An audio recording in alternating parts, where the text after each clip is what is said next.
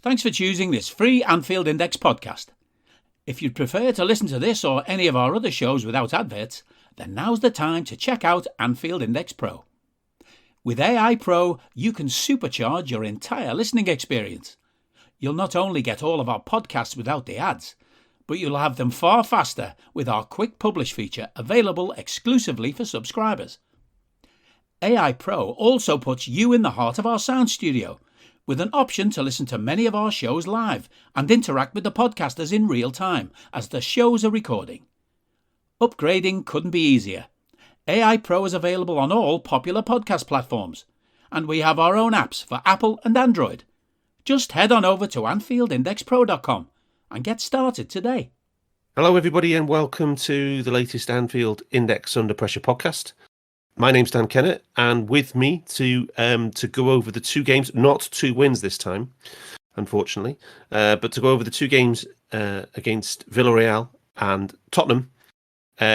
We've just got two members of the A team this week. Phil couldn't make it, family issues, but I do have my namesake, Mr. Daniel Rhodes, resident data collection and video analyst.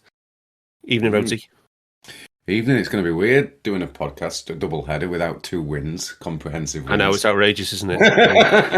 We've had so many of them. But I do have our most practiced sports scientist to help us out to digest these two. To be fair, they might have been a win and a draw, but two very interesting games, to be fair, Si. Lots of talking points in both. Yes. Sorry, I thought I was on mute. I actually wasn't. How are you, mate? Oh, yeah, good. Two very, very different games, eh? Very, literally chalk and cheese, right? So I don't think there could be more difference in the two games. Yeah, exactly. Which it should make good audio anyway. So anyway, let's start with where we always start, Si, with the Villareal match and the lineups here. We haven't got Bart really to go through the opposition analysis here, but we went pretty strong again, Si, at the end it seems to be the end of rotation now. We seem to have gone through the heavy rotation phase, right? I think we set up to get to this point, but we still changed 5 players. It was quite a big significant for Villareal. Yeah. I didn't realise it was that many. Wow. Yeah. But can I say it was the choice at the back? Yeah, I'm just going through. So Ibu came in at the back. Fab came back into midfield. Hendo and Milner dropped out. Thiago came back in because we'd had a lot of 5 changes for the previous week. Mo came back in. Yeah. And Diaz dropped out. Yeah, and Trent came back in for Gomez, who... Oh, of course, and Trent at the top as well. Yeah. So, yeah, significant chunk of changes. And it was their first team, pretty much. They had Gerard Moreno back as well, didn't they? So that was quite a big deal for them. Well, they had a different front two, didn't they? They're both the front two were different. They had Dia playing this game as well, didn't they? Yeah. They changed both the forwards. So, most important thing about the lineups and the game plan, Si, is the Villareal approach, because they did play in a completely different manner to the first game at Anfield. From my untrained eye, it looked like he went full Marcelo Bielsa and man for man, high intensity all over the pitch. I mean, is that too simplistic? I think it's probably in the things that Emery asks of his players that couldn't be further from the things Bielsa asks from his players, apart from effort. That's the single biggest correlation. But they did go man for man, to be fair. And they pressed really high into the pitch. They gambled 5 men onto our back 4 most of the time. And went try and play out from us. We're going to do to you what you do to us. And then once we got possession, they went man for man and it gave us a different problem to solve than we typically face in the Premier League. Yeah, when was the last time a team went like that at us? It's been a while, hasn't it? Yeah, I don't remember a team going that hard against us for that long. To be fair, but we talk about opportunity of our pressing a lot, and Yeah. I'm not sure how much they imposed themselves and how much we gave them incentive to as well. I think one thing compounded onto the other thing, and then it just encouraged them even more. Could I ask about one semi-analytical question here, because it's an environmental factor? The rain and the standing water, Si, how much of an impact would that have? Because it was Absolutely massive. Yeah. Okay. One team wanted to play the ball on the floor, and one team wanted to launch the ball in the air and fight for it and put all of their players around for a second ball and try to impose themselves physically over us, because it's the one thing that they had in their favor over us. We usually go unit to unit, we can impose ourselves physically on the opposition. And in the overall physical sense, our players can do that, the ones that are on the pitch in this game. The thing that this particular construction of midfield can't do is dominate in the air. And they tried. They were constantly launching the ball to our back four, so they headed it clear, and they weren't doing a very good job. And I think it might actually leak over into the Spurs game as well. That they were heading it into danger, and then they were ready to pounce on the second ball, where we're usually dominant on the second ball, and it was really hard for our small lads to compete. So it was that, I think that was in their favour early on in the game. I think the thing with it I mean, it was horrendous rain. It was like a monsoon during the day, and the ball kept stopping. Yeah, literally on the pitch, it was stopping. But it seemed to be particularly bad in the two towards both corner flags when as Villareal were attacking in that first half. They seemed to be the two heaviest areas, and it did seem to be at times aquaplaning. With some of the players sliding and stuff like that. It was pretty severe. It might not be universal in all pitches, but I think at the top level it's fairly universal in that there's a camber on a pitch, so the middle of the pitch is higher than the sides of the pitch to try to create an off-road for drainage. Yeah, and so the outside of the pitch is always going to be wetter than the middle. Right. Okay. Yeah. So it makes total sense. I know you can't put a number on it, but what's the increased risk of injury? It's going to be more likely to get an injury in that kind of conditions, aren't you? Yeah, possibly. I'm not. It wouldn't make me more worried about injury. Yeah, well, it actually creates less friction. So there's potential for the friction to kick in at a moment when a player's not expecting it, which could cause injury. But mostly, you're just gonna slide. Of course, yeah. Makes sense. Anyway, so I thought if you correlate what we're talking about with actual analytics point of views, that you can look at the passing percentages of the two teams and the long ball rate of the two teams, and it's massive. That their long ball rate in the first half was almost 50% of all passes were long. Wow. Wow. Yeah, 48%. Wow. Which is just unbelievable, and we had 69% passing, which is the lowest of any half this season. So can I just say though that Villareal had 48% of passes long, and they still had a higher pass completion than us in the first half? That's nuts. It really is, isn't it? Yeah. Rhodesy. Yeah. So what did that mean for the match summary? Was it a game of two halves? Oh, I was just going to say cliche. It's a match summary of two halves.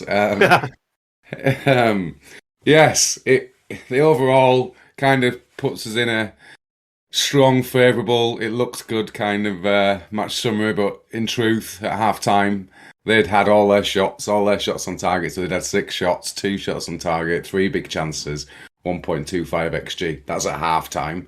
And then in the second half, I think we had 0.1 in the first half. In the second half, we had another 1.7, so we finished at 1.8. We had 3 big chances as well. I'm not convinced on one of them. and 5 shots on target. Pretty comprehensive. If you go to the combined overall over the 2 legs, 5 goals to 2, 3.6 non-penalty XG to 1.4, 34 shots to 7, 10 shots on target to 2, 5 big chances to 3. It's pretty comprehensive. StatsBomb even had it close to 4-1 on their combined numbers. So yeah, it would suggest what was the aggregate? 5-2. It's what? It was 5-2 on aggregate, wasn't it, to us? Yeah. Okay. So kind of looks comprehensive, second leg and combined, but it didn't feel like that at half time, did it, Dan? No, but I mean, possession was 50-50 in the first half, but I think we had 62% in the second half as well. So, Si, I mean, you've already touched on a few things there already. I'm going to come back to Rhodesy on the pressing in a minute because he collected this, and there were definitely some stories there. What else went wrong in that first half? When you were watching it on the TV and tearing out what hair you've got left? I think you're being a little bit harsh now. I think we can all agree that being baldest is not acceptable in this day and age. But baldism is not one of the 7 protected characteristics yet. No, being ginger is the only thing you're allowed to pick on these days. So in this game, I think the single biggest factor was that we couldn't control possession. We couldn't control the ball. We couldn't control possession. Yeah. So at any time there was chaos, they wanted the chaos. They'd set up for chaos, and we were trying to play with cool, calm, composed control, and we just could not control the ball. Thiago had 9 of 17 passes astray in the first half. That's just never happens. Mane had 40% passing. Thiago had 31% passing. Thiago's reception rate was 32%. So of passes paid to Thiago, he held the ball 32% of those possessions. This is the man with the best technique in world football, near as damn it, yeah. That must be a career low. Yeah. It must be a career low, that. So StatsBomb might say, now provide us with the amount of actions a player performs under pressure from the opposition, right? So we've got this information, right? So our players are under pressure and a lot of the season, a lot of the actions they do. So what was the difference between that kind of pressure that the StatsBomb actually count for us and what we saw in this game? Is there just an extra level of intensity of what happens when you really get in somebody's face and are really super aggressive with it? Is it just that? Well, I don't even think it was that. I think their level of pressure was exaggerated. I think it was just that we were giving the ball away because the ball wasn't. Yeah. Two things. The ball wasn't moving how we expected it to, so it was going behind our players. So we were rushed, and if the ball's played behind you, it gives the opposition the advantage because they're facing the ball and our plan, so that they can just pop straight out and pick the ball up. I think that it makes such a big advantage to them.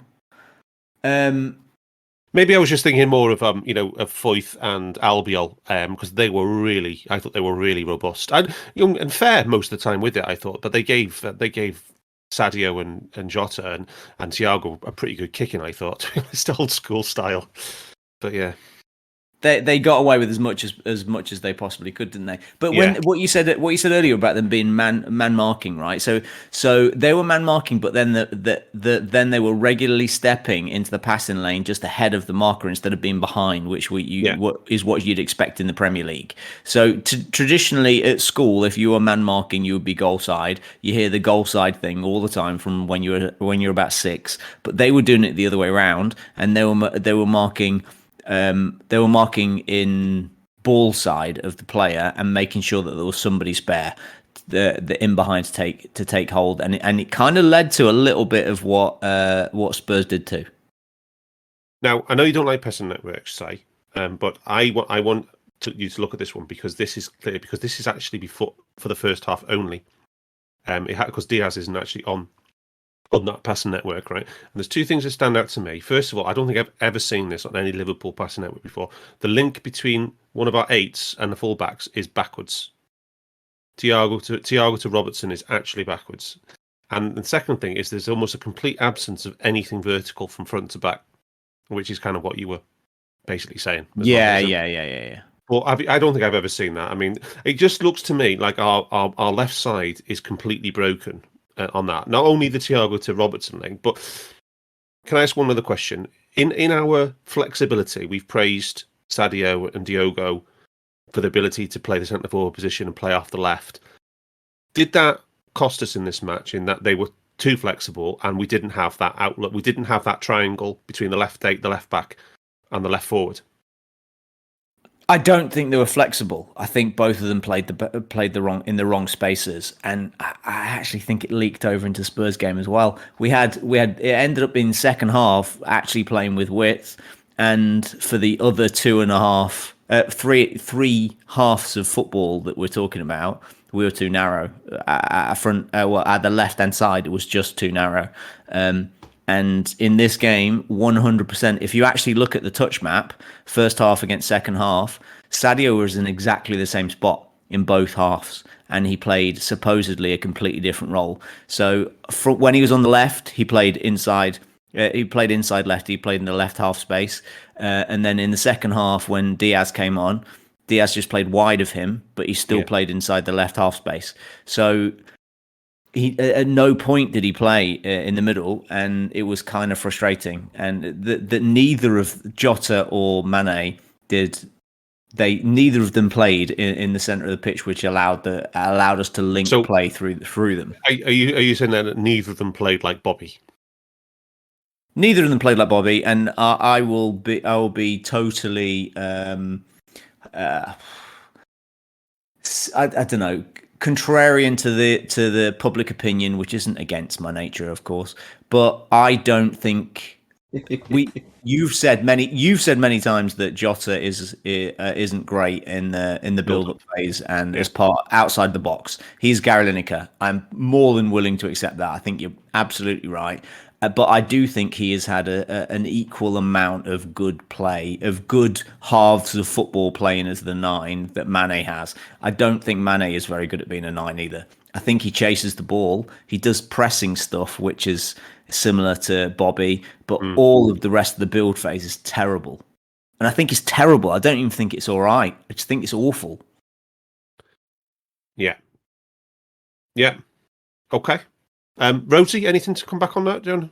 I'm going to go into the pressing because I think it's a bit of a story. So you collected this one, Rhodesy. How was it? Yeah. It was the complete contrast to the first leg. Everything. If you go back and listen to that podcast, I'm basically now going to say the opposite of everything that was said in that one. The efficiency was down. So many solo presses, shockingly bad ones. And then once someone makes a bad decision about who to press and when to do it, if they haven't got someone backing them up, it's easy for them to play around us, which they did. Not enough in groups. Quite a few possession wins because I think it was a story of the game. Both teams were a bit poor in possession at times. So we did do some decent work, but nothing like the suffocation that we gave them in the first leg. It's a pretty average performance, to be honest. I think we concede like 1 point. I think we conceded 1 XG from failed presses. Basically all that, and it was poor. So I put in the first half, second half splits in the pressing. We haven't done this for a while, but there hasn't been such a chalk and cheese first half, second half like this for a while. And there's two things that stand out for me from that top one, Rosie. And I just want your thoughts from when you collected this. First of all, how much is it actually in our defensive third? And I think a lot of that's going to be second balls, as Si was saying. But also how many fails there are in that defensive third and along that last line of defence. It's quite scary.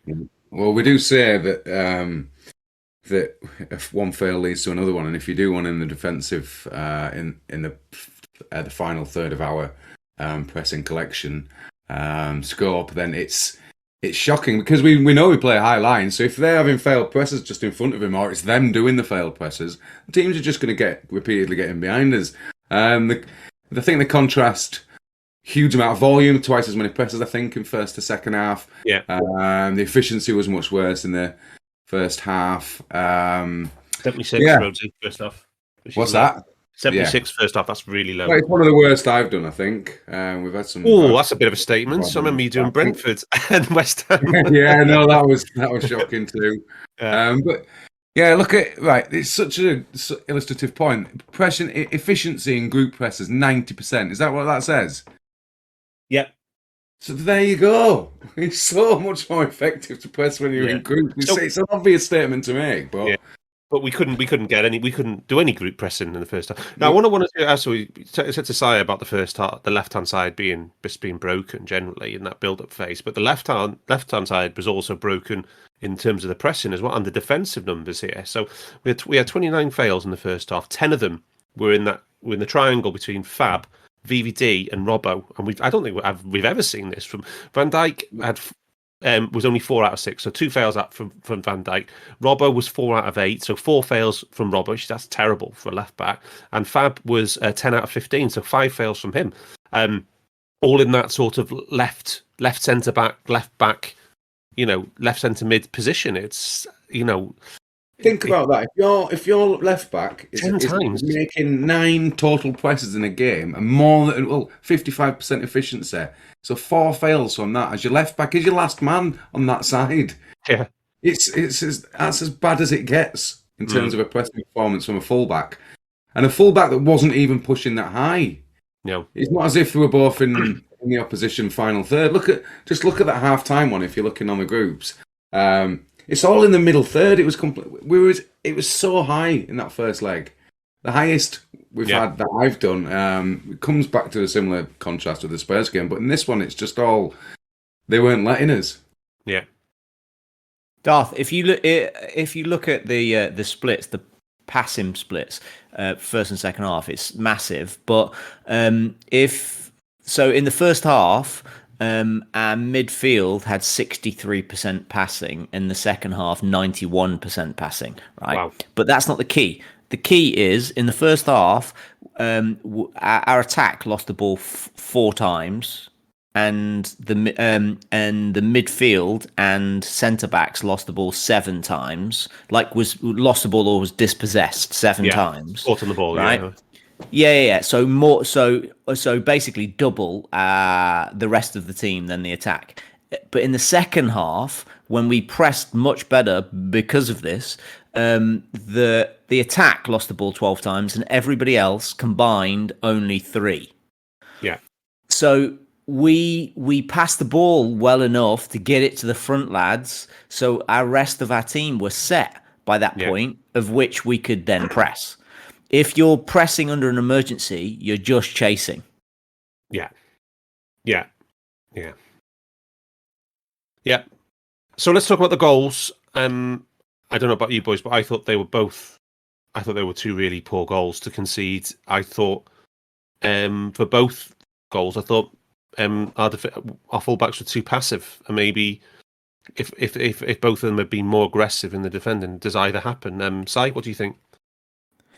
I think both Robbo from the first goal. I don't think Van Dijk was particularly great. I think Trent probably could have been better. I think Naby probably could have been better. And nobody dealt with the ball inside the box very well. Too passive, generally. Yeah. Watching, allowing space, allowing runners. Yeah, absolutely. It's the opposite of how Spurs dealt with us on Saturday. Yeah. Rhodesy, second goal. That was. I think it was. I thought the pressing on that first goal was shockingly bad. At least 3 failed presses. There was the Naby all in the mistake, defensive third as well.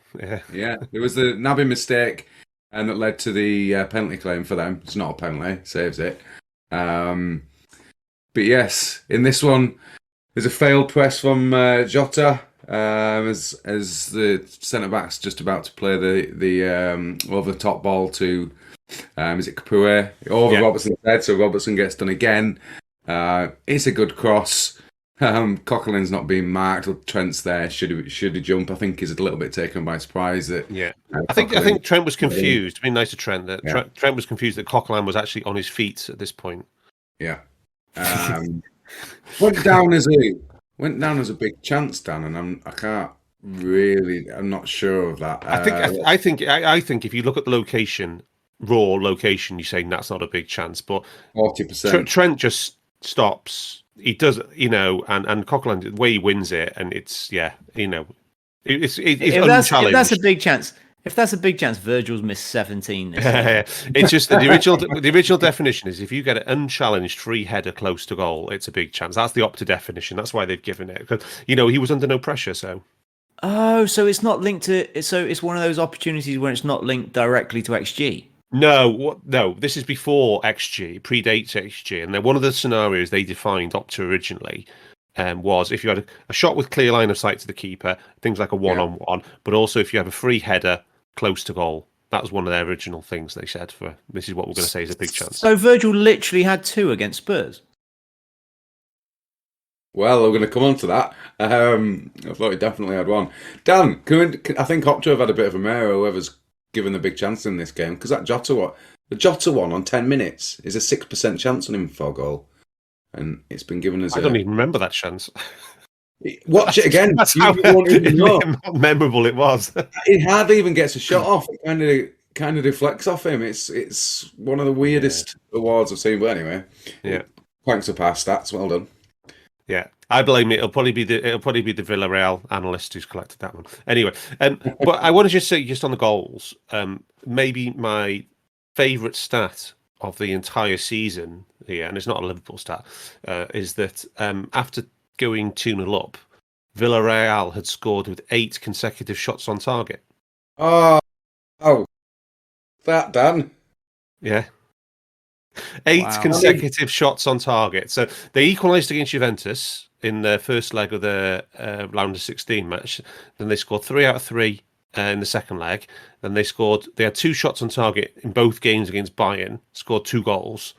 And they didn't have any at Anfield, and they had 2 in the first half against us and scored both 8 shots on target in a row. If that's not a hot streak, I don't know what it is. Crazy, isn't it? Can we talk about Alisson quickly? I mean, there's been lots of love for Alisson recently, and Carrigan did that brilliant piece on Monday Night Football with John Harrison's data and stuff like that. This was a classic Alisson, wasn't it, Rhodesy? In that, it wasn't actually technically a save, was it? Because there was no shot, was there, from no. From there? It wouldn't have gone down as a save, but it's a one-on-one big chance save in all others. In everything but name. But this just summed up Alisson's season, didn't it? He was absolutely how fast he is, how well judged, elite goalkeeping. Yeah, at the perfect time. That would have been 2-0 with a bit more time to play in the first half, wasn't it? A good 15 minutes. Yeah, it was. He's done it to us a few times, and this is a good game state one as well. Yeah, we needed him. It rarely gets a chance on either of the goal. Either can't save any of them. I know we did it last week as well, Rhodesy, but for people who missed it last week, I just put it in the chat again. Just because of the first time we've had it now, the big chances faced and saved, and Alisson is at 68% of all the big chances he's faced on target, he's saved, and it's like 20 percentage points higher than any other goalkeeper in the Premier League. It's just what he does, isn't it? Alisson's an outlier. It's just what he does, isn't it? It is what he does, and it's arguably the most important thing a keeper can do, especially a keeper at a top side. You just want him to save those big chances that you're giving away, especially the one-on-ones where you quote unquote expect the player to score. I know it's another cliche, but virtually everyone expects when a player's one-on-one against a keeper them to score. Yeah, and he keeps saving them. Yeah, there's nothing more soul-destroying than when a player is through on your keeper and you think, come on, just say, and then it just slotted it every time. It's just that's clearly what the players are thinking when they get through.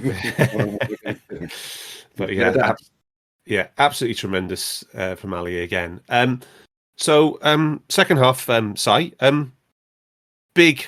I guess this is why we pay Kloppo £16 million a season, and we've renewed him for another 2 years. I guess this is exactly what he does. This is the big moments he gets right. Do you know what? It's really easy for Liverpool fans to they love a Messiah, and Klopp has been absolutely brilliant, but they talk like he is perfect. He has always been perfect, and he has always been this guy. And I don't think it's true. I think he's wonderful. I think he's improved year on year. I think he learns all the goddamn time. He is really open to learning. Every day's and a school day. He is way better at subs now than he was before. Yeah. But he's got better options on the bench. Yeah. So all those things link in nicely. Everybody in the world that's not on UP was screaming for Henderson to come on at halftime because Henderson was going to fix it, because the thing we were missing was control, and Henderson brings control. Passion. Yeah. And passion. What have they watched for 3 years? Yeah. Although statistically he doesn't bring control, he is the least controlling of our midfielders. He has qualities. Yeah, absolutely. But if it's control of the thing you're talking about, it's a lie. Yeah, it's not. It's misplaced. Yes. The in chaos he excels, and if you're bringing on to control, that he is not your man. And so the balls on Klopp to believe in his man and leave Naby on was huge for a start, and he was brilliant in the second half. And the big change was your second top scorer, who in that gym room will probably be a little bit out of sorts. He's going to be pissed off by being taken off there. He is going to feel a little bit.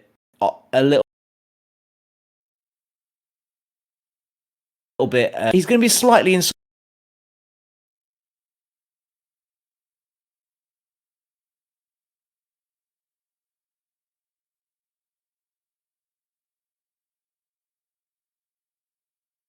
insulted. So I'm sure he didn't feel like he was the worst player on the pitch in the first half. So it was important when Klopp made that decision that it turned out right. And now Jota has no right to go, no legs to go and stand and argue with Klopp or feel bad that it was the wrong decision, because it was so visibly the right thing to do. And he brought Diaz on, pinned him to the left wing, to the touchline on the left. And we instantly started switching possession in a way we hadn't done before. 3 attempts first half, 11 in the second. And it worked, didn't it? It spread play. It was gone. I was going to say, I mentioned Albiol and Foyth really being aggressive in that first half, and literally the first thing Diaz does is basically pins Foyth back and just has a one-on-one war basically with Foyth, just running battle up and down the touchline, isn't it? It's fantastic. Give him something to think about. Occupy him. Yeah, exactly. And he laid down a marker. I can beat you at will. So Foyt backed off. Everybody else backed off a little bit, and he created a little. We don't like to talk about momentum here, but it felt like a momentum change, and he created fear down that side, and there was no fear at all. We were terrible in the first half down that side, and we didn't actually. We didn't do anything on either side, to be fair. And neither of the goals came from down that side. Particularly, none of the actual output came from the left-hand side at all. No. But there was definitely threat from that side, which as we know, leads to consequences elsewhere on the pitch. Yeah, more and space suddenly there is more space. Yeah, because the pitch is longer from front to back. We've got more space that way, because they're dropping off a bit, and then there's somebody. There's a gap in the back four because somebody has to go over to 10 meters of the pitch that we weren't even occupying before. Yeah. Quick point on momentum there, Si. It's not momentum. I think it's momentum game to game. So does one game influence the next? That I don't agree with. Momentum in game definitely is a thing. Definitely is a thing. It's hard to measure, but it's definitely a thing. But it's been shown now, hasn't it? If you once you score, teams then come at you. It's just the momentum from what game to game is that winning causes winning. That's the debatable thing. Yeah, absolutely. But just before we talk about the fun stuff, the goals. The Diaz had the third most touches in the team. This is just at the period at 2-0, 17 minutes at 2-0. Third most touches in our team. We had 4 shots in that period. 2 were from Diaz himself. Third one was from a corner that Diaz won. And a fourth one was a direct free kick from Trent when Diaz was fouled. So there was a lot of action in that quadrant of the pitch at 0-2. And then Rhodesy, probably the decisive moment in the tie. The first goal, it's Konate knocks it to Trent, and I think this pass has been underrated because if you watch it again, it kind of like takes out 2 Villareal players and lets Fabinho break without breaking stride. He starts a dribble, and he doesn't need to break stride because of the timing of the pass from Trent. And then obviously he does a great one too with Moore, who does another quality through ball. And then Fabinho does look up to cross, and you can see that it's all blocked off, so he just hits it. And we've got to be brutally honest about these 3 goals. The keeper's had a mare in all of them. If I would say to you, if Alisson concedes any of those 3 goals, we're really disappointed, aren't we? Yeah. But like the 4-0. The crazy thing, shockers! But the only good, decent save he made was against Mo. Yes, his leg. It's one of those runs in the 3 goals in 18 games. All of the good saves have been from Mo. Brilliant. And he's got a lot of credit as Emery, but why did he change his keeper? I was going to say, my question was going to be to you, Rhodesy. Who's the worst keeper that we've faced in the Champions League this season? Is it the Villareal keeper or the Porto keeper? Oh, it's close, isn't it? Definitely him, I think. I thought the Porto keeper had some attributes. I couldn't see any with this fella. Got decent passing, but other than that, I think the Porter one, just because he made more fuck-ups. He made more egregious mistakes than this. He made 3 defensive errors in one match, which I don't lead into goals. I don't think I've ever seen that before from any player. So can we talk about a little bit tactically what we changed in the second half? And also what Villareal changed as well. Well, the biggest thing that we changed in the second half, for them, they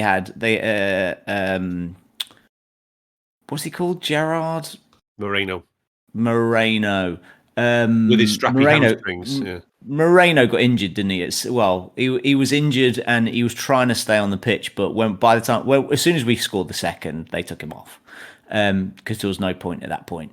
So the biggest thing we did at half time was we moved Fab about 5 meters to the right and got him running off the back of their centre midfielders to create like real problems for their man marking system because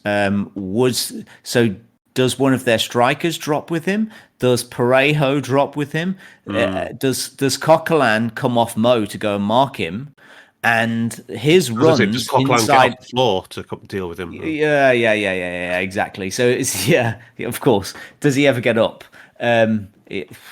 Jesus Christ! Imagine Coquelin playing for Everton. What a pussy! What?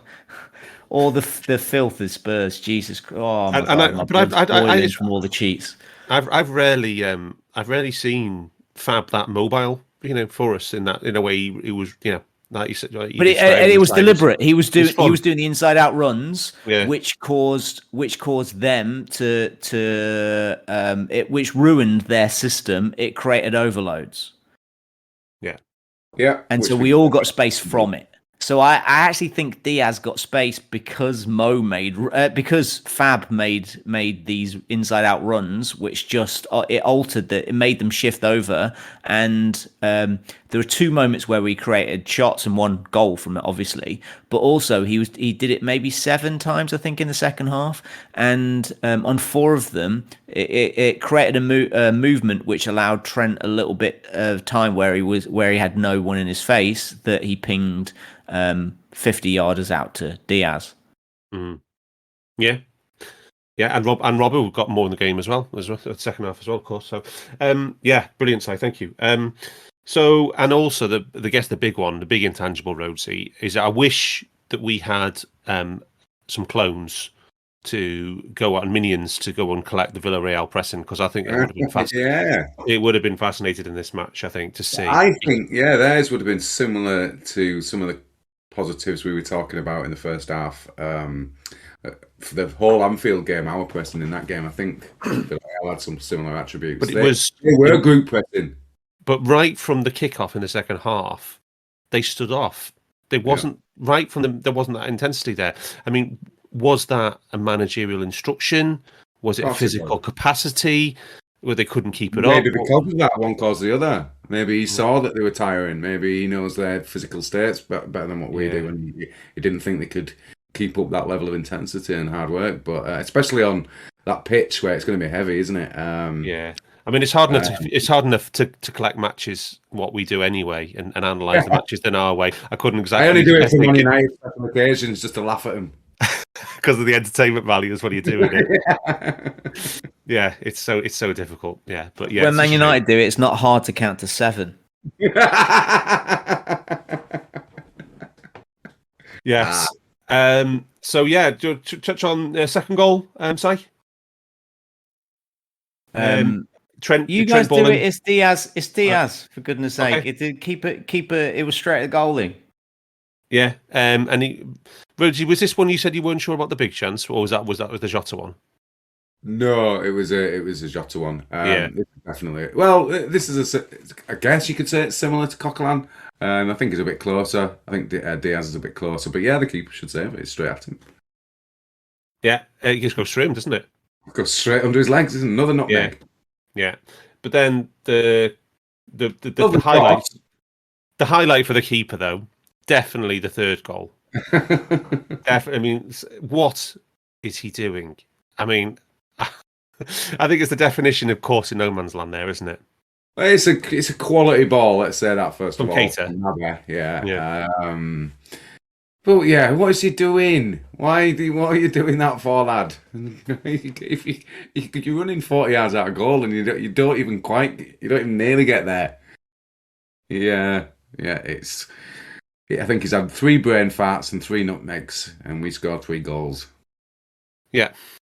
Can I just say in his defence? One thing in his defence: if he hadn't come there, Mane doesn't get the shot off without beating the lad, right? The one lad. But Mo is completely unmarked in the box. True. So he'd have just either fucked it up himself and looked like a dick, done something brilliant, or he'd have passed to Mo for a tap in. So it's quite likely would have scored anyway. Yeah. That's but the keeper guaranteed a goal. Yeah. Could I ask you an intangible question, Si, about you always talk about the dressing rooms and stuff. Last year we played Real Madrid in the quarterfinals, and Naby Keita gets hauled off before half time, I believe, if I recall correctly, about 40 minutes in. 40 minutes. 42. And then he doesn't play again for the last 15 games of the season. This season, Naby has firmly established himself in the rotation, and obviously in this game, he had a tremendous second half, as you said. How does a player, in your experience, make that transition from that low to becoming so established? I've never seen it before. I thoroughly expected him to be sold. Do you know what this shows? A level of humility in a footballer that I think our team has an abundance of, but I've never really witnessed firsthand. The willingness to accept Klopp's choices and behaviour, no matter how bad it makes you look publicly or within that changing room, because that was the grandest public humiliation you can face, and then not to get picked. And the garbage about him being injured, all that stuff. For him to knuckle down, they must have had some conversation pre-season, and then I think Klopp doesn't hold. I think he's incapable of holding a grudge, and so they had a conversation. Everything was water under the bridge, because Naby's humility allowed it.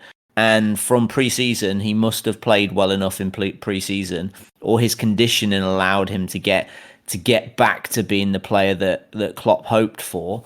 I think maybe the whole conversation that we've heard many times around Naby was bought for a different system, then we changed the system and he can't fit in, which was garbage.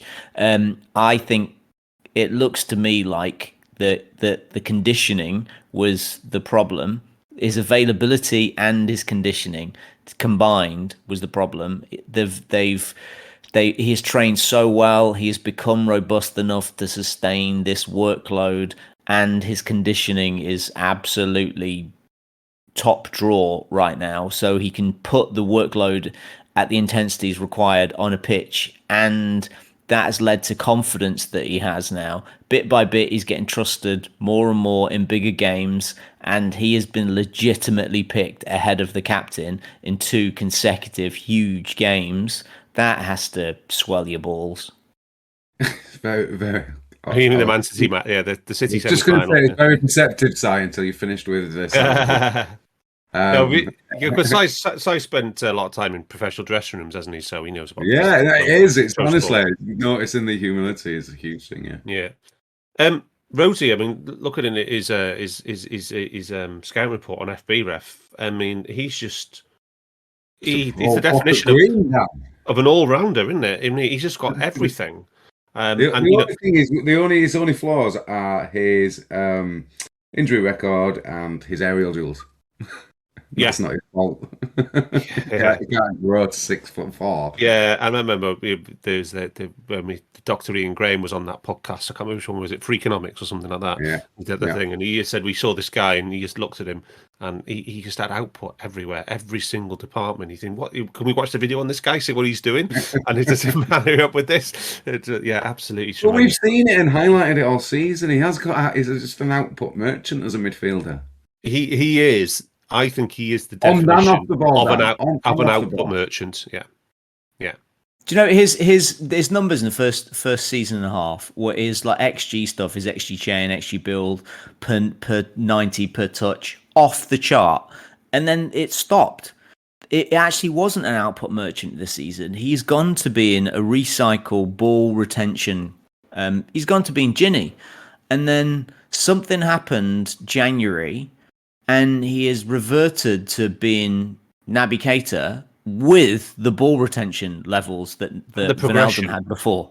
Yeah. So he's added all of the progression that Naby Keita does to the ball retention and possession control that Wijnaldum did. And they're almost identical, their levels of possession control. And Wijnaldum and Naby Keita, whilst Naby Keita is doing Ox levels of progressive stuff. Yeah, and bear in mind, Ox is really good at that. He's also got something that Wijnaldum didn't. Well, he did score a few goals, but I mean, his shot volume's really high for a midfielder. His XG, his XA, just does it all. Yeah, and obviously the shooting metrics are benefited from him being in the Liverpool team, which is an elite attacking team. But even so, to generate, look at that, the 97th percentile for expected assists for a midfielder, and 98th percentile for shots, just 96th percentile for non-penalty goals. So yeah, there is a Liverpool tax in that respect, for attacking numbers, but you can't argue with the progression as well, and as well as the pressures and the tackles. Good grief. When the pressures and the tackles are even more phenomenal, aren't they, Rhodesy? When you consider how much, if they were possession adjusted, they'd be even higher again. And I know they've got pressures on there at 90, but I'd say it's 99th percentile in terms of if we possession adjusted it for everyone. Yeah. Yep. Anyway, that is Villareal. So let's go on to Spurs now. Before we start Spurs. I just wanted to put in some context here, given what's happened since, is that before kick-off, we had a higher points total from the last 38 league games than any other manager has managed in our history from 38 league games in a row. So we had 94 points from the previous 38 league games. And we got 92 now from the last 38 after the draw. But we had 94. We do 110, Dan. Didn't we do? No, sorry. So than any other manager before Klopp No other manager in our history has managed to get 94 points in 38 consecutive league games. Do you want to have a guess, guys? Right, at who has the highest of our managers in all? Adjusting 2 points for 2 points for a win into 3 points for a win. Yeah. Yeah. Do you know what have a guess? Which manager has got the most points from 38 game sequence before Klopp? Joe Fagan. Joe Fagan is actually third bottom. His max was 74. Joe Fagan's maximum points was 74 from 38. Can I just add a layer to this? 47 games. So there are 47 weeks of which Klopp has had more than 92 point rolling average. Yeah. It's got to be Paisley. Bob Paisley, his max was 91 points. There's one manager who's managed above 90 points. That'll be Kenny then. Kenny first time round, he had his 92. In 1990, he got 92 points. So Kenny first time round spent 7 games above 90 points over 38. Bob Paisley 4 times. I'm going to put it in the live show chat now. Where's the live show chat? I'll put this one after the account after the match as well. About 110. Klopp got 110, obviously, which is the most insane stat in history. But yeah, if you look at the maximum for the other managers, Rodgers' maximum was 87, Shanks got 86, Rafa 86, Houllier 84, Evans 78, Joe Fagan 74, Dalglish second time 68, and Souness 66. And Roy Hodgson was so bad he didn't even get 38 games. Oh God. Roy Hodgson would have been 54 because he always gets 54. Yeah, he was sacked after 25 games when Gerrard missed the pen against Blackburn. I wonder what his points per game was. Si, go and work out and let's see if it's 54. It was about that. It was low 50s, defo. But yeah, I just thought, and I looked at that back, and I just thought that's incredible. Yeah, that is amazing. But genuinely, Roy's career average is 54 points. Yeah, seems a bit weird seeing Brendan above Shankly and Benitez, doesn't it? Yeah. I think this is one of the reasons you can't compare eras, because if you actually lived through these eras, you would see like 89 on. The league went through a period where 4 seasons there were just 2 teams that were in it. And then the 2 teams changed a little bit, but then carried on being only 2 teams. It kind of went to a 3 team for a little period. But before 88, there were like 4 or 5 teams in it all the time. So when you have that level of competition, the total number of points is less. 100%. Did you know that between 1967 and 1973 there were 6 consecutive different winners of the Premier League of the top division? Wow. There you go. 6 in a row. Do you want to name them? What years?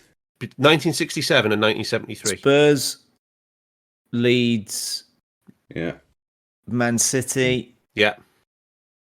Liverpool, Derby, Arsenal, not Spurs, and Arsenal. Man United.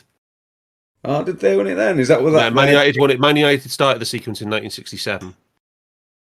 I had in my mind that Spurs won it, but it was 61, wasn't it? Yeah. So it's Man United won it because they won the European Cup the year after 1968, and then it was Man City, Leeds, Arsenal, Derby, Liverpool. 6 years in a row. Can the listeners all confirm that this is way more interesting than talking about Spurs? Yes, I was just about to say that. So yes, actually, one other thing before we start the Spurs game, what happened? Quiz. What happened after 24 minutes and 41 seconds of the Tottenham match? Fucking hell, Dan. What a question! Come on, listeners. I hope one of these guys. Go on. Something very AI pressure specific. I reckon Coquelin got up. So the answer is we had our 50,000th press collected by under pressure. I was supposed to get Jesus that. Christ. 50,000. presses. Yeah, in that was in Twitter Mo Salah's immediately on. 250th game. And unfortunately, it was a fairly nondescript pushback by Thiago on Højbjerg. But that was it. Oh, It what a wasn't shame some it didn't lead elite to a pressing goal. chain move, leading to a goal. But 50,000 presses. One of these days, I'm going to do a rough estimate of how much time Gags has spent collecting, and yourself, Rosie, now on this. Yeah, There you that's go. amazing. I Get it on reckon Instagram. you've done about 1,500 of that 50k, Rosie. There we go. That's Maybe amazing. 2k. Yeah. Love Anyway, it. right. Spurs. Keep this quick. Si, lineups, game plans. 2 changes for this one. Hendo came back in for Naby because you can't play every game, for goodness sake, and you want probably a bigger team against Spurs. And Diaz kept his place ahead of Thiago, which I think everyone would agree. I think the one questionable move, which the Nouveau seemed to like, is that Konate kept his place because he's big and fast and scores headers occasionally. And you really can't argue with that setup, can you? Spurs were properly full on first choice, apart from their little left wing back, who Sessegnon is really good anyway, so you can't really argue. And they went Davis and Sessegnon against Mo, which it kind of worked its way out. So, but classic Conte 3-4-3, right? Yeah. If we're going to go 3-4-3, they were kind of a 7. Yeah. There were actually 5 box 1. That's how they were. Yeah, like I was going to say, on paper 3-4-3, but you made it very clear to me in the chat that one of the reasons why was it was definitely a flat back 5. Yeah. Yeah, they had very little interest in even breaking. Harry Kane had I think at 28% reception rate. That they were, if it really, really, really presented itself with a huge hole, then they would push more than one man forward. But the rest of the time, they were going to full on Pardew their way to a draw. They were time wasting from the first minute. Yeah, and we talked about pressing and opportunity and stuff like that. And I just want to point out straight away on the what Gagsai was saying about a back 5. We've never seen a pressing chain and a pressing heat map right into the left-hand corner of, near the corner flag. To have that much in that attacking the left wing right towards the corner, just insane. And I think it shows you a lot about how deep Spurs were and what they were doing. And a lot of that was opportunity. Your site was on Emerson, particularly Romero. He had some joy against him, and Kulusevski even as well was quite deep. So yeah, it was crazy. I mean, Spurs weren't launch it though, were they? Si? They were still trying to build, right? Well, how do you describe it from what they were doing in the defensive third? Because they weren't just launching it, were they? No, they weren't. They weren't just looking. They were trying to play to the loose man. But when we had possession, they were doing some smart stuff with their man marking and who was covering passing lanes. And so they were being really strategic about which of our players that they were leaving, or making sure it was weak side, making sure it wasn't high, and the fullbacks their wing backs were getting involved in midfield, but also they were going Romero and Davis man mark, and basically Mane was being marked by Højbjerg if he went to the right. If he dropped off to our right, and if he dropped off to our left, Betancourt would pick him up. Or if either of those were having to press the 8, their side, then Dyer would immediately drop out. So our front 3 were always man marked, and on top of the man marking, they would use Kulusevski or Son to screen the pass into him from Fab or from the centre backs, and they were making sure. And Kane was dropping on Fab every time one of our fullbacks got the ball, so there was no pass into Kane. They were trying to force us to recycle at the back or knock it long, and so their big rocks centre backs can pick the ball up. Yeah. So first half, the attacking performance in terms of the intensity was off the charts, and I put the pub chart does reflect that site. But I guess the issue was in this game is how much we didn't get that production from all the intensity. We didn't see that many shots. We didn't have any clear cut chances anyway in the match, but we didn't get anything from our pressing. And I thought we had counter-attacking opportunities from pressing, but there was, as well as Spurs defending quite well and last ditch, I thought we made a lot of bad choices in the last final ball. I don't actually know the match data for this, but if you look in the first half hour, they were so intent on defending, but they occasionally, through mistakes of ours, managed to get through from a long ball and mistake that we had. In the first 30 minutes of the game, that they had 2 shots in our box and we had 1 shot in theirs, and we had 4 touches in their box, and they had 3 touches in our box. So it was the thing that we are brilliant at, that we dominate the world at, is being brilliant in both boxes, and we've got much better in the last year of dominating the middle of the pitch as well, the thing that City are good at. Yeah.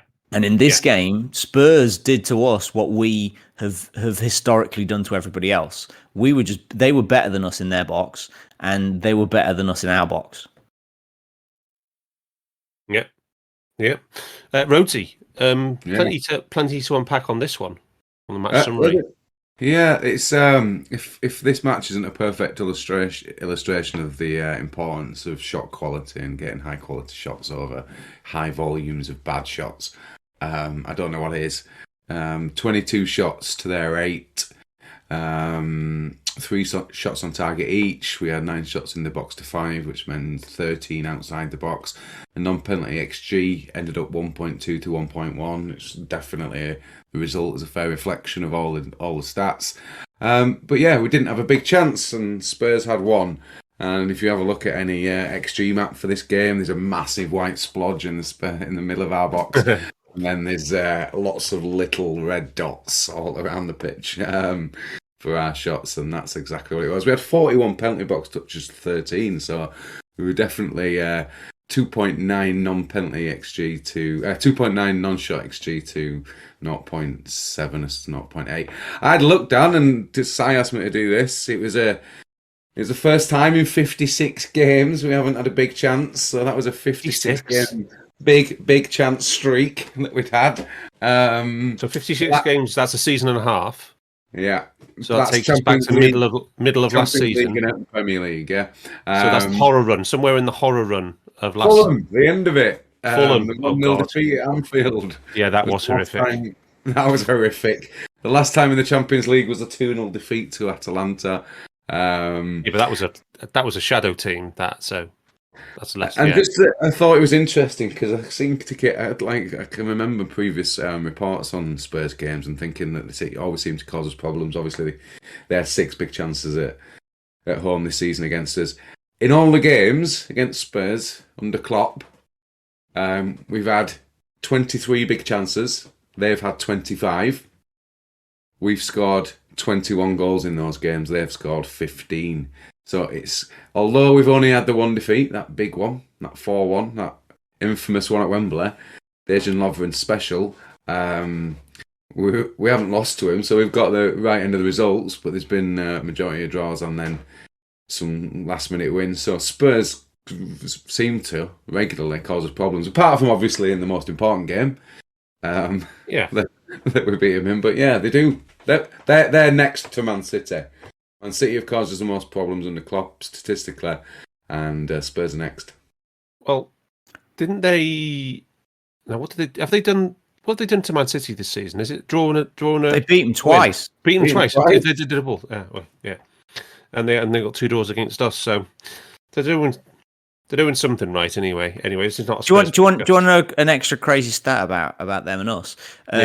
So we had to listen to, or if you watched it or you read about it, the twat on Match of the Day talking about Trent being the weakness and he was the problem in this game, because usually it's his defending, but because he was brilliant defensively, they picked on his crossing, because his crossing was the reason we didn't win this game. And Really? the volume. Who was this? Jenners. Oh, right. And there were a number of stories about the crosses and the amount of crosses. I read in the Times about how many crosses we put in, and that was the problem, that we kept banging crosses in, and that was our failure. But if you actually looked at Klopp when Simi came on, he told him to put crosses in. Literally told him cross is what he said. So and that's why you're going to bring Tsimikas on, and he came on and did. But anyway, the statistically, the 5 games of Klopp's career, of Trent's career, that is put in the most crosses, 3 of them have been against Spurs. Yeah. Yeah. So Spurs are a thing that we do this against, and we won the other 2. Yeah. Yeah, a couple of other things that you didn't mention there, Rhodesy, in your match summary, I just wanted to pick up on. You mentioned the penalty box touches, yeah? Yeah. 40-something? 41-13. But you didn't mention the block shots. I didn't know. Don't track it. It was a load. 13 of our 22 shots blocked. I don't recall seeing much higher than that. Over 50% of our shots blocked before. Not even against Burnley. That's pretty remarkable. But one thing we do track is the non-shot expected goals, Rhodesy. And you didn't mention it then either.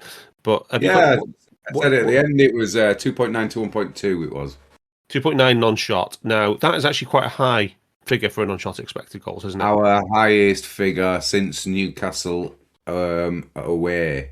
Newcastle at home. Newcastle at home.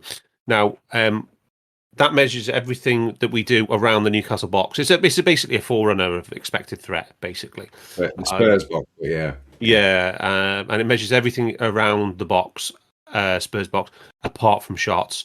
And Si took it one step further, didn't you, Si?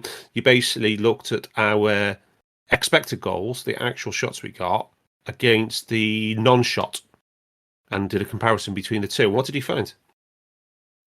Oh, I had no idea you were going to say this is literally just in the sheet. I didn't do a comparison. I didn't do a comparison. It's literally just in my dashboard, so it's always there. So totals, anyway. Yeah, so totals. I'll put a grab in the chart.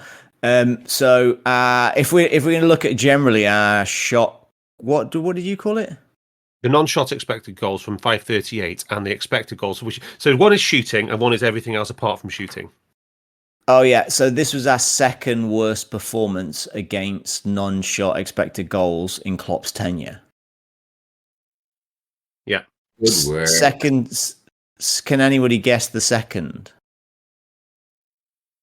Oh, I got a bit one against Burnley. There's got to be a game against Mourinho in there. Oh, the second highest. It's either Allardyce, Dyche, or Mourinho. You'd think it'd be Burnley, wouldn't you? It's got to be a Burnley game where we just absolutely battered. But actually, Burnley have done a really good job. It was against Southampton. Really, I don't know about that. Oh, the one last season against Hasenhüttl, the freaky one, the start of the horror run. Yeah. Oh, yeah, that was horrendous. Good God. So weirdly, Southampton also have the inverse. Yeah. Where Southampton created the most non-shot without scoring, the one where Danny Murphy, where Danny Ings kept missing sitters. Yeah. That was the biggest. So this was the biggest gap between our non-shot expected goals and our actual expected goals. Yeah. So second biggest ever under Klopp, which is, I think, it's quite a telling statistic, that one. But wasn't the Leicester game quite high up your list as well? The defeat earlier this season. Yeah, we actually had 2. So one Leicester game, the Leicester game that they won early in the season, that we lost early in the season. That's third, and another Leicester game from 2 years ago is 5th. That they won. I think actually 3 years ago. I think it was Vardy. Yeah, I think it's just a really good way of highlighting where you get lots of activity around the box, dribbles, passes, touches, but you don't actually get the shots off, and then you end up with 13 blocked shots and no big chances. And yeah, It's Dan, a general. Yeah, or that 1-0 defeat at Leicester was our highest non-shot expected goals this season. 4. Was it? Good. 4 to 0.6 it was. So I think if you play in a football matches, these kind of things happen periodically, basically. And yeah, I'm afraid you got to be quite sanguine about these things when they arrive. And it was our turn to suffer one on the weekend. I'm afraid it was in the case it shit happens. Right now, so it wasn't all down to Spurs blocking stuff and everything aside, and it wasn't all about Trent's crossing either. You think there was a couple of tactical things right that we didn't help ourselves. We didn't play. You mentioned Mane's build-up was one already. You thought Mane was poor. And what were the other things that you thought contributed to us contributing to our own ineffectiveness?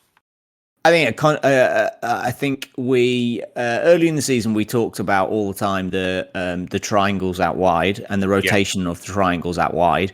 We didn't do that on the left at all. What we did was tucked Thiago in to be the total playmaker, which I am absolutely fine with because all of our best stuff came through Thiago.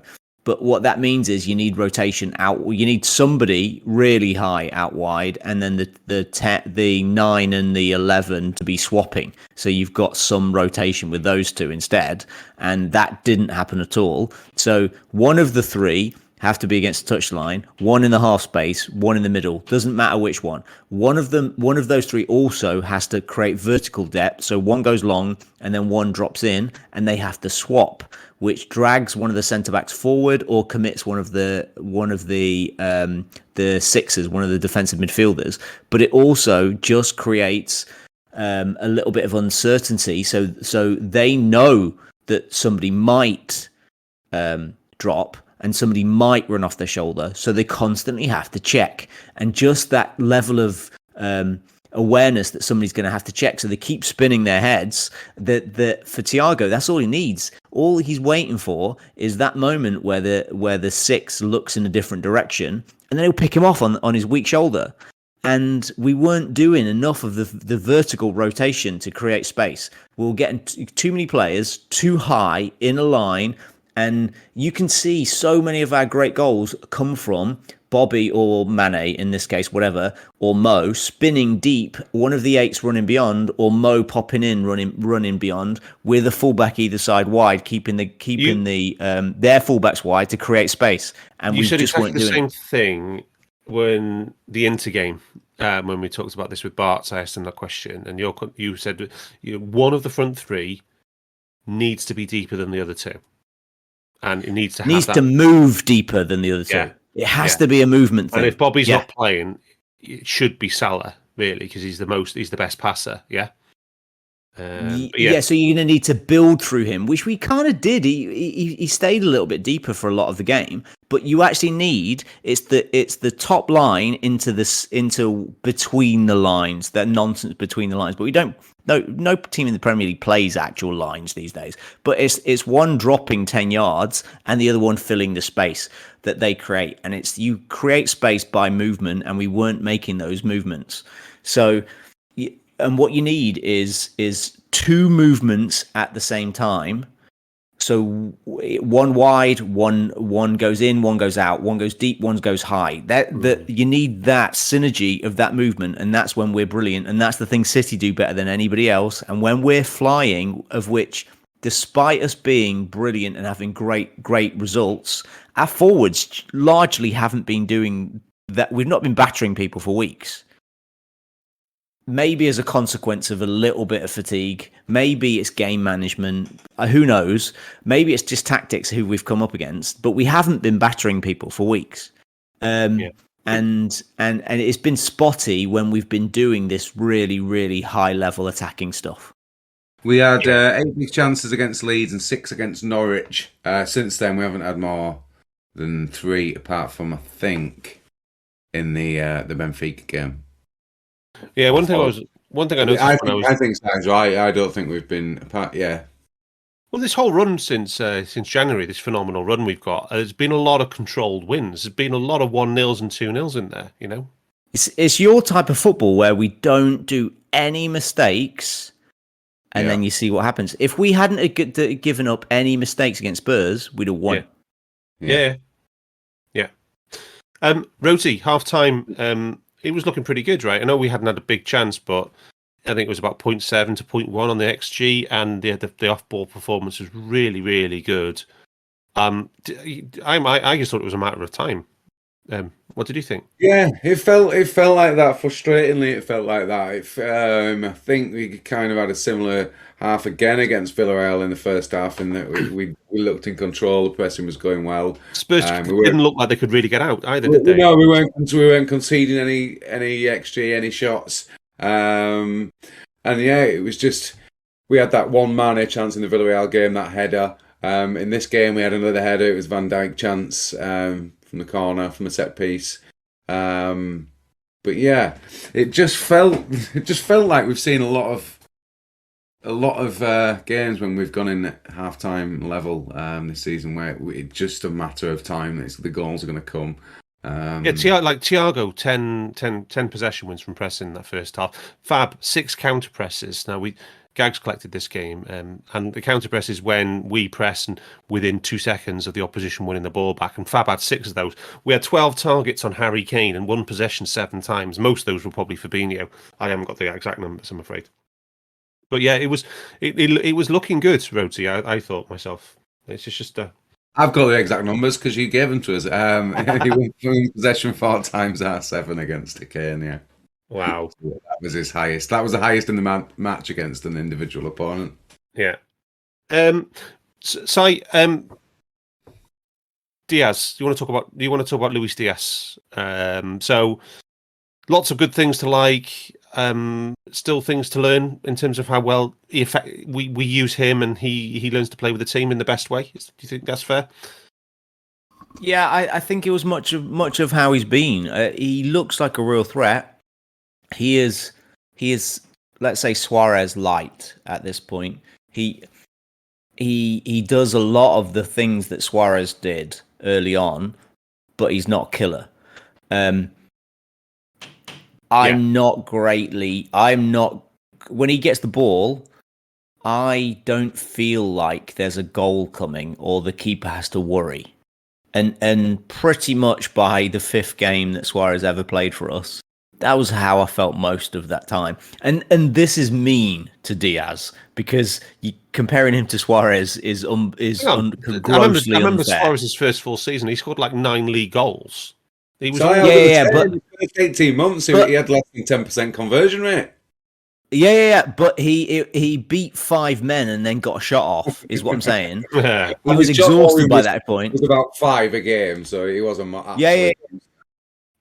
Yeah. He was a victim of bad luck at that point, but he created all of the threat himself, and we don't create the threat from what Diaz is doing yet. He's doing stuff. Mostly, I think the most exciting stuff he's doing is beating a man, losing the ball, and then sprinting his nuts off to get it back as quick as possible. And I think that's what gets the crowd going.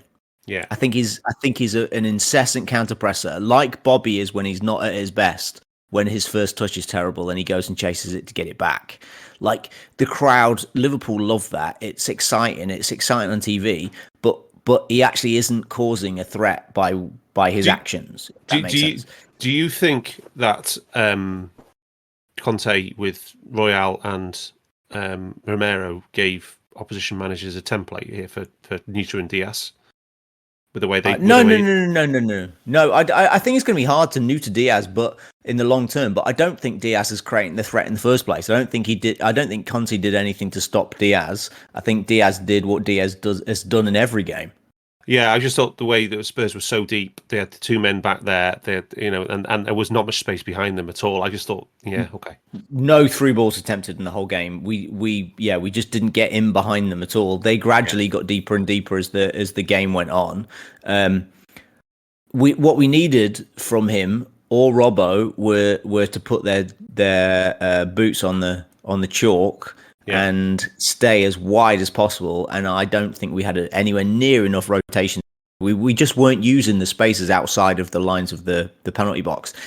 And our forwards are absolutely brilliant at dominating the penalty box space and those zones there. on the break, in transition, in chaos. If they stay there, they're a threat.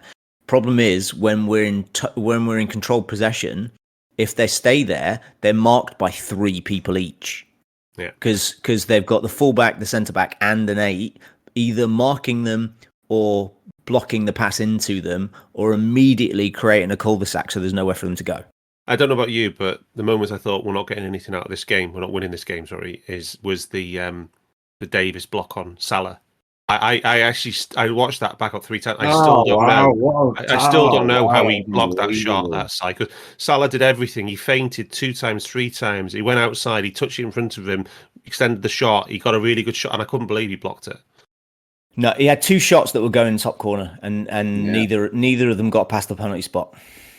Yeah. I was just going to say, Si, the amount of double and triple teaming on Salah in this game was I'd love to know those numbers as well, which is what means then you need the threat to come from the 8 getting past him.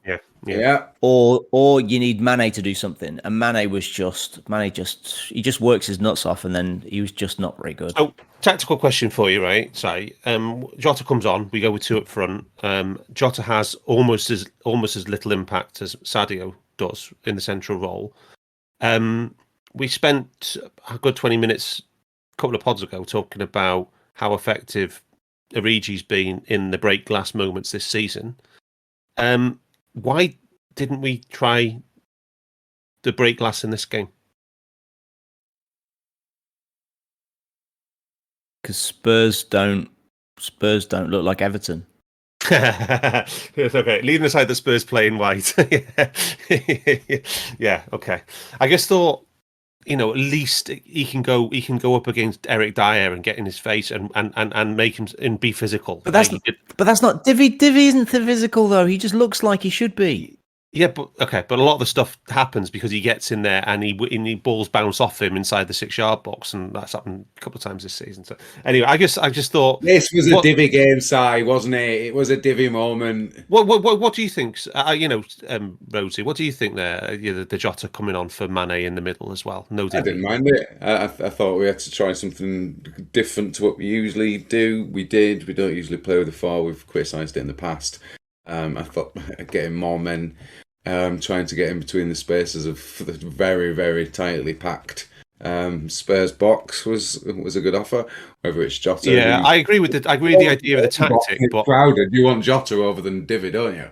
Yeah, but I just thought, you're 70 minutes in, and it's the pattern of the game is set, and I don't know personally. I'd have gone as well. I'd have gone with 5. Go on, Divi. No. I would have gone. What we did against Everton and Norwich, and what was the other game? I can't remember. Newcastle, I think it was. Anyway, but I would have done it, but with Divi at centre forward as well. But anyway, that's just me. I would rather have Virgil at centre forward. Yeah. Oh yeah, I forgot to mention in the first half, Virgil had the most shots in the team, 3 shots. I mean, what's that about? I mean, God. Virgil had 2 really good chances. The thing so we talked so many times about the first 50p head. Is that what you're calling him now? 50, when is a big chance not a big 50p chance? Head for 2 seasons. So when is a big chance not a big chance, right? So you've said this before, right? You said you wouldn't give a big chance to a header unless it's like 2 meters from goal or something like that. When we had that last season, but Diaz's goal was a big chance because that was complete. It wasn't just unmarked. There was nobody. He was the deepest man. Oh, against Villareal. Yeah, it was a one-on-one header. Yeah. Okay. Yeah. But there was one Virgil one where you thought he was free. Was that the one where did he hit the bar? What did he do? Yeah, that wasn't even the best chance. The best chance he headed it wide. Oh, okay. Yeah, and right in front, and he was also near post of the goalie. Like there was no goalie in the way either. Yeah, he just missed. Yep. Yeah. Okay. Anyway, Spurs take the lead. It's just a tiny little bit slack. The goal we switched off just for a couple of seconds, and then we concede. Right, Rhodesy. Quite a bit of post-match analysis that I've heard that's said that we were absolutely terrible on this. I think there were a couple of poor moments. Trent could get tighter, not tracking Kane, then letting Kane dribble it 10 yards across our penalty box. It was the only time that Kane had space in front of our defence in our third all match, wasn't it? Well, we talked about Fabinho on him. We talked. It's kind of slack, a moment of lack of concentration. I know a lot of people have said that it didn't look like particularly physical fatigue, but we're getting some mental fatigue. So I'd be interested in what you think about that. But yeah, he passes it to Sessegnon, cuts it back. It's a tap in for Son. Robertson plays them all on side. He's about 2 yards back. He's 2 yards deeper than everybody else. That's what we started with. I thought we got past that. We talked about that in the autumn incessantly. I thought we were past it. It's mad, yeah. 2 yards. Yeah. And in a team which is so well drilled that it should be all in a line, yeah, it would just been another one of those stats down, those offside stats that we've got hundreds of. But it wasn't. It was a goal and a tapping goal, and it's 70% chance goal, and it. Yeah. That was poor. Yeah. And then we get the lucky break, which you always need against a packed defence. Completely wrong foots the keeper, isn't it, Rhodesy? They're just like he's keeper can't do it. I was just going to say, Dan, there was an absolute carbon copy, although it came from a cross chance where Sessegnon cuts it back to Son about 2 minutes later after the first one, after the goal. Fortunately, when he cut it back, it just hit him, but it was about 6 yards out then. Same thing happened. So for like 5 minutes, we kind of switched off. But yeah, the Diaz goal, it's just a bit of luck. That's what happens when you have 22 shots with a 6% value. One of them's going to go in. That's why we've got 1.2 XG. Yeah. Okay. But we couldn't get it over the line. We still didn't have any big chances, and it just kind of petered out, didn't it? It's been a while since we saw that kind of game. I don't think anybody was particularly convinced we were coming back from that. We ended up with basically 7 in a row on the high line, and Simi putting crosses in at will. Simi had 9 crosses in his 7 minutes on the pitch, and he got told to put crosses in, so he went on and Simi had 11 crosses in. Wow. To be fair, he was on 32 minutes, but yeah, 11 crosses in 32 minutes. Some of them, they were all right. We're in this weird position of playing 7 in a line, and we were only ever had 3 in the box against their big lads, and the ball just always fell to them. We had a couple of moments where brilliant Thiago passes that almost turned into something, and it was never quite to be. We needed a set piece going our way. The chances of brilliance gets greatly reduced when you've got 10 men inside the box. The only way you're going to penetrate that, if you get to the point of a game where they're allowed to put 10 men inside the box, is to get a deflection. That's the only way. And we did. We can't argue. We were fully lucky with that. And it just is what it is. And we couldn't muster anything else. So you need a thunder bastard to go in top corner from 35 yards that goes over the top of them and then drops in. Or you need something from a corner. And I thought our corner quality in the first half was really good. We had 3 decent chances and we didn't take them, and that's what had been powering our form, our run, taking those, and we didn't, and it cost us in the end. And you can't. We've talked about the randomness. You guys think it's a bit less random than I do. I think set pieces are largely random, and the stuff you talked about early in the season, that the second phase from corners, we haven't really been scoring from those since before Christmas. So I don't know if we changed something. Since Christmas, it's switched to direct from corners. Yeah, that's what I'm saying. Yeah. So we've taken one of those tools away, or just randomness. And I think there's an awful lot of randomness. And it was in our favour, and it wasn't in this game. I've got a stat for you for Virgil's 50p head. I just put it in the live show chat there. So this is shooting goals added, but for defenders. And Virgil is only about 15th for all defenders. He's only added 0.88 xG from his shots he's had with their placement. I don't know. I don't know what data we have differently, but my version of that, which I collect every single game for 2 years, is in our team. He is got 0.002 under.